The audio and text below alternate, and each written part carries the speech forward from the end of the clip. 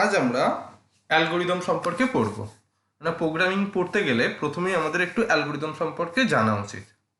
তো অ্যালগোরিদম কি, আমরা একটা উদাহরণ দেখি। ধরো তোমরা বাড়ি থেকে বাজার থেকে পাস্তা কিনে নিয়ে এলে। তো এই পাস্তাটাকে আমরা নিশ্চয়ই কাঁচা পাস্তাটাকে খাবো না। তাহলে কি করব, এই পাস্তাটাকে আমরা প্রসেস করব, করার পর অর্থাৎ পাস্তাটাকে রান্না করব, রান্না করার পর সেটাকে খাবো। তাহলে এই যে জিনিসটা আমরা বাজার থেকে কিনে নিয়ে আসছি, তো এইটাকে আমরা বলতে পারি প্রোগ্রামিং এর ভাষায় ইনপুট। এবং সেটাকে আমরা কি করছি, প্রসেস করছি, করার পর যেটা আমাদের প্রয়োজন হচ্ছে খাবার জন্য, খাবার মতো রান্না করার পর যেটা পাচ্ছি সেটাকে আমরা বলতে পারি আউটপুট। তাহলে এই যে ইনপুট থেকে আউটপুটে আসছে, এখান থেকে আসতে গেলে কি হচ্ছে, কতগুলো বিভিন্ন স্টেপ ফলো করে আসতে হচ্ছে নির্দিষ্ট পদ্ধতিতে, তবেই আমরা এই রান্না করা পাস্তাটা পাচ্ছি। তো এই যে স্টেপগুলো ফলো করে আসছে, এটাকেই বলা হচ্ছে অ্যালগোরিদম, সেই স্টেপগুলোকে। তাহলে এই যে আমরা কাঁচা পাস্তাটাকে কিনে নিয়ে এসেছি বাজার থেকে, তারপরে কি করছি, স্টেপ বাই স্টেপ সেটাকে আমরা রান্না করব। রান্না করার পর নির্দিষ্ট পদ্ধতি মেনে যদি আমরা রান্না করার পর তবেই আমাদের খাবার উপযোগী পাস্তাটা তৈরি হবে।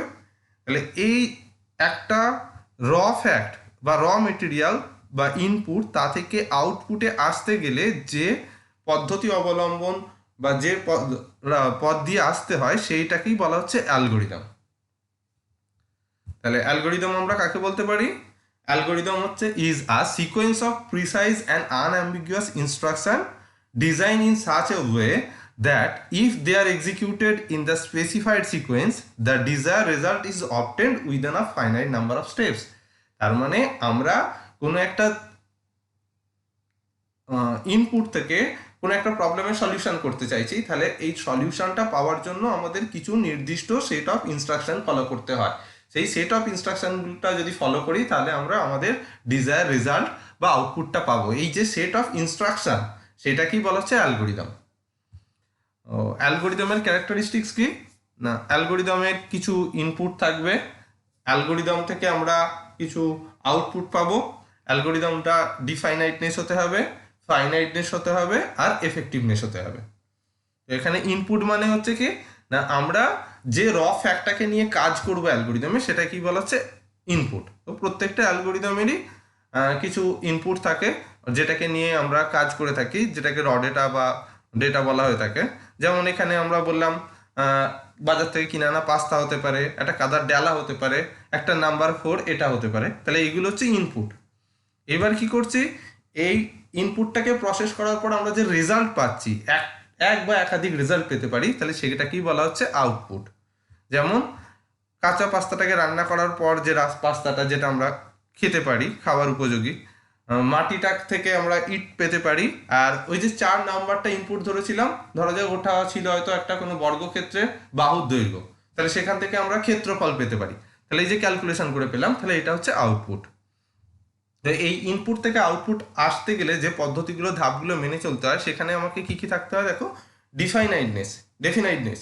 এখানে কি বলছে যে এই যে অ্যালগোরিদমের মধ্যে যে কটা ধাপ আমরা লিখছি, প্রত্যেকটা ধাপকে ক্লিয়ার হতে হবে এবং আনঅ্যাম্বিগুয়াস হতে হবে। মানে কোনো একটা ইনস্ট্রাকশন লিখলাম যার দুরকম মানে হয়, তা হবে না। প্রত্যেকটা ইনস্ট্রাকশনকে ক্লিয়ার হতে হবে, অর্থাৎ কি কাজ করতে চাইছি ইনস্ট্রাকশনটা সেটা যেন ক্লিয়ার থাকে। ফাইনাইটনেস হচ্ছে কি না, অ্যালগোরিদমটাকে অবশ্যই একটা সার্টেন নাম্বার অফ ইনস্ট্রাকশন থাকবে, একটা লিমিটেড নাম্বার অফ ইনস্ট্রাকশন থাকবে, বা বলতে পারি কিছু স্টেপ পরে অ্যালগোরিদমটা টার্মিনেট করবে। আর এফেক্টিভনেস মানে হচ্ছে আমরা অ্যালগোরিদমে যে সমস্ত ইনস্ট্রাকশনগুলো লিখছি সেগুলো অবশ্যই বেসিক ইনস্ট্রাকশন হবে এবং সেগুলো প্রয়োজনীয় হবে। অর্থাৎ এমন একটা আমরা ইনস্ট্রাকশন লিখলাম আমার অ্যালগোরিদমে যেটা আমার প্রবলেম সলিউশনের প্রয়োজনই নেই, বা যেটার সলিউশন করা সম্ভবই না, যে ইনস্ট্রাকশনটা এক্সিকিউশন করাই সম্ভব না, তাহলে সেই রকম আমরা কোনো রকম স্টেপ লিখবো না। এইটা হচ্ছে অ্যালগোরিদমের বৈশিষ্ট্য। এগুলো এবার আমরা দেখব কিভাবে অ্যালগোরিদম লিখতে হয়। তো অ্যালগোরিদম লেখার অ্যাকচুয়ালি কি হয় না, অ্যালগোরিদম হচ্ছে একটা জেনারেল স্ট্রাকচার। মানে আমি কোনো একটা প্রবলেমের সলিউশন করব, তার একটা জেনারেল রুলস লিখবো, সেটাই হচ্ছে অ্যালগোরিদম।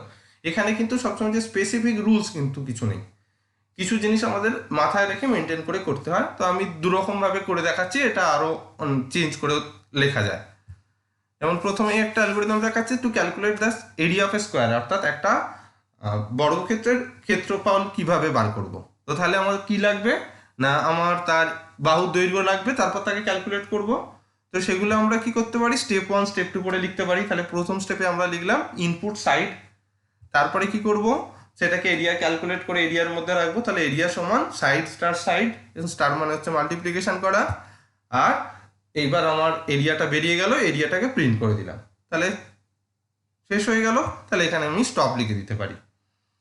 তো এটাকেই আমরা স্টেপ 1 স্টেপ 2 লিখে কেউ 1 2 3 করেও লিখতে পারো। এটাকেও আবার আমরা এইভাবেও লিখতে পারি যে স্টার্ট করছি বলে বিগিন বা স্টার্ট লিখলাম, লেখার পর এবার একটা ইনপুট নিলাম সাইড, নেওয়ার পরে এবার কি করব, এটাকে একই রকমভাবে ক্যালকুলেট করে এরিয়ার মধ্যে রাখবো। তাহলে এরিয়া সমান সাইড স্টার সাইড।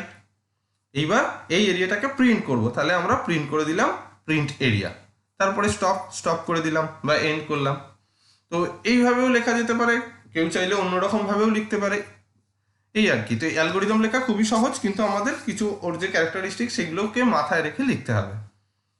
আর এখানে যেমন আমরা এরিয়ার মধ্যে সাইড আর সাইডকে গুণ করে রেখেছি, এরকম অ্যাসাইনমেন্ট অপারেটর বা ইকুয়াল টু দিয়েও লিখতে পারি, কেউ এছাড়াও এইভাবেও লেখা যেতে পারে। তো আমরা এবার আরো একটা এক্সাম্পল দেখে নিই। একটা সিরিজ প্রিন্ট করব 1 থেকে n পর্যন্ত, 1 2 3 4 করে। তাহলে সেই সিরিজটা প্রিন্ট করার জন্য একটা অ্যালগোরিদম লিখি। তাহলে প্রথম স্টেপে হচ্ছে কি না, কত পর্যন্ত প্রিন্ট করতে চাইছি, নাম্বার অফ টার্ম সেটাকে নিলাম n এর মধ্যে। তো আমরা একটা কাউন্টার সেট করলাম, 1 থেকে প্রিন্ট করব, কাউন্টার সেট করলাম 1, কত পর্যন্ত যাব, n পর্যন্ত। তাহলে কাউন্টের ভ্যালু কি n এর থেকে ছোট বা সমান, যদি হয় তাহলে সেটাকে প্রিন্ট করব। করার পর কি করছি, কাউন্ট 1 থেকে বেড়ে 2 3 অর্থাৎ 1 1 করে বাড়ছে, কাউন্টের ভ্যালু 1 করে বাড়ালাম, বাড়িয়ে আবার এখানে ফেরত আসবো। তাহলে গো টু স্টেপ 3। যদি এটা না হয়, যখন এখানটা ফলস হবে, তাহলে তখন আমরা কি করব, স্টপ করে দেবো। তাহলে এলস অর্থাৎ কাউন্টের ভ্যালু n পর্যন্ত পৌঁছে গেছে, তাহলে আমরা স্টপ করে দিলাম। তাহলে এই অ্যালগোরিদমটাকে চাইলে আমরা এইভাবেও লিখতে পারি। তাহলে এই হচ্ছে অ্যালগোরিদমের একটা বেসিক কনসেপ্ট। এইভাবে আমরা বিভিন্ন অ্যালগোরিদম করতে পারি, এই আর কি।